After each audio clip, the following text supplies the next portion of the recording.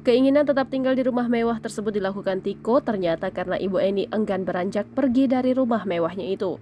Hidup mewah sejak kecil, keseharian Tiko berubah drastis di usia remaja. Sejak 2011, Tiko ditinggal pergi sang ayah, Herman Muji Susanto. Diakui Tiko, ayah dan ibunya berpisah karena perceraian. Usai berpisah dari ibunda Tiko, sang ayah pun konon pulang kampung ke Madiun. Sejak kepergian sang mantan suaminya itu, kondisi Ibu Eni menjadi tak karuan. Diungkap Tiko, ibunya bertingkah layaknya orang dengan gangguan jiwa.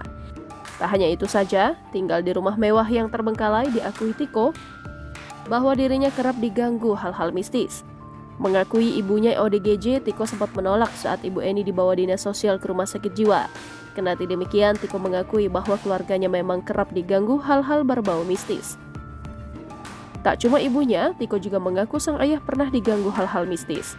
Namun gangguan itu hilang usai sang ayah dan ibu bercerai serta pindah ke Madiun. Kini Ibu Eni telah dirawat di rumah sakit jiwa atas persetujuan dari Tiko. Tak lagi sendirian, Tiko pun kini berteman dengan YouTuber ternama. Para YouTuber pun bahu-membahu membantu Tiko untuk membersihkan rumah mewah yang terbengkalai 11 tahun lamanya.